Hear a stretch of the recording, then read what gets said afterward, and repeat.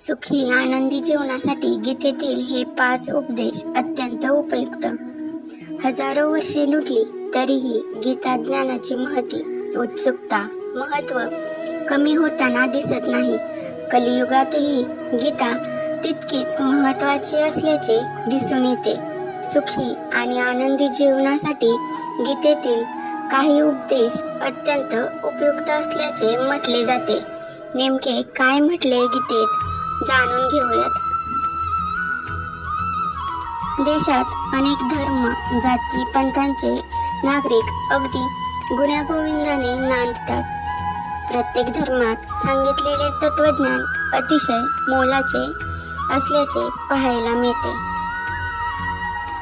भारतीय तत्वज्ञानाचा अभ्यास करण्यासाठी अगदी कानाकोपऱ्यातून संशोधक, अभ्यासक, विचारवंत देशात येत असतात.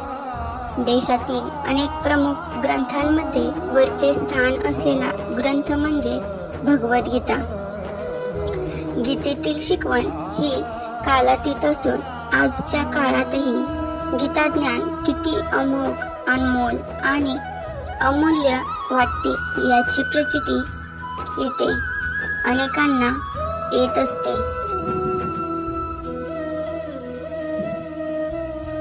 कोणाचाही द्वेष करू नका. असा मनुष्य जो कधी अत्यानंदित होत नाही, द्वेष करत नाही, शोक करत नाही आणि जो कधी कामना करत नाही, तसेच शुभ आणि अशुभ संपूर्ण कर्मांचा त्याग करतो, तोच भक्तियुक्त भक्त मला अतिप्रिय आहे. याचा अर्थ असा की एखादे कार्य मनाप्रमाणे पार पडल्यानंतर अति आनंदित होता कामा नये. अशाने चूक होण्याची शक्यता अधिक असते.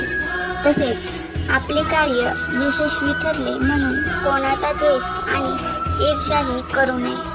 मानसिक शांतता आणि प्रसन्नता ठेवण्यास याचा उपयोग होऊ शकतो असे सांगितले जाते.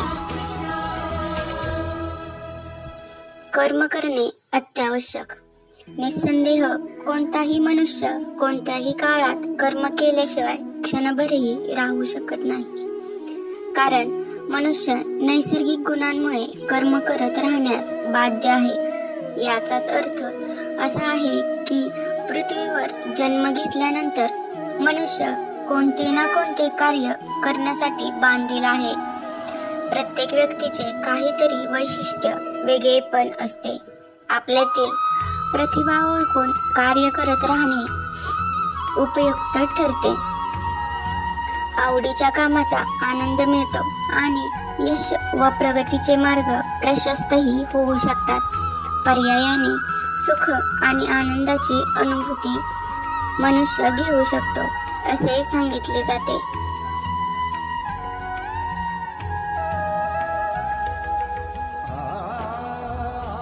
भारतीय तत्वज्ञान हे कालातीत आहे. देशात अनेक धर्म, जाती, पंथांचे नागरिक अगदी गुण्यागोविंदाने नांदतात.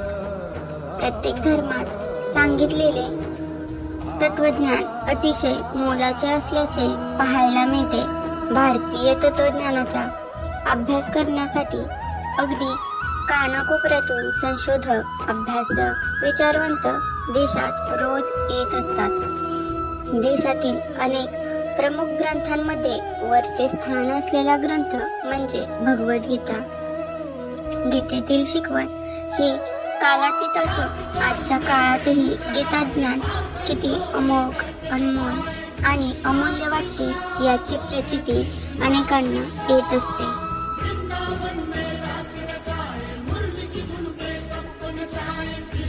कर्म हाच अधिकार. तुझा अधिकार केवळ कर्म करण्याचा आहे, त्याच्या फळांवर नाही. म्हणून तुझा कर्म करण्याचा उद्देश फळप्राप्ती हा नको, परंतु कर्म न करण्यामध्येही तुझी आसक्ती नको. याचा अर्थ असा की मनुष्याने भविष्याची चिंता सोडून केवळ वर्तमानातील आपल्या कर्मावर लक्ष केंद्रित करावे. वर्तमानात मेहनत, परिश्रम घेतले तरच भविष्यात सुफल प्राप्ती होईल. म्हणजेच आता काम केल्यास भविष्यात सुखी, समाधानी, आनंदी जीवन जगता येणे शक्य होऊ शकते असे सांगितले जाते. संयम आणि नियंत्रण आवश्यक. मनुष्य हा वर इंद्रियांवर नियंत्रण मिळवल्यासारखे भासवत असतो, मात्र मनातून तो त्यांचे चिंतन करत असतो व त्याविषयी विचार करतो. तो दांभिक मानला जातो.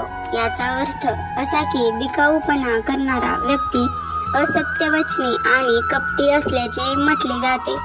खऱ्या अर्थाने इंद्रियांवर नियंत्रण मिळवण्याची कला अवगत करता आली पाहिजे.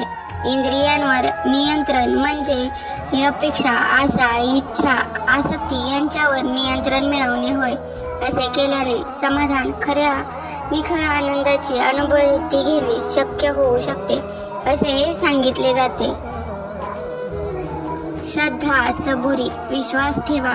जो मनुष्य माझ्या परमेश्वर स्वरूपांचे आणि योग शक्तीचे तत्व जाणतो तो निश्चल भक्तियोग युक्त होतो, यात कोणतीही शंका नाही. याचाच अर्थ असा आहे की जो मनुष्य ईश्वरी शक्तीचा मनापासून स्वीकार करतो आणि परमात्म्यावर संपूर्ण श्रद्धा ठेवतो, भगवंत त्याचे कधीही वाईट होऊ देत नाही असे सांगितले जाते.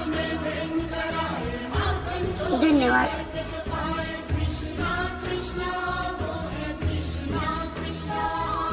Vrindavan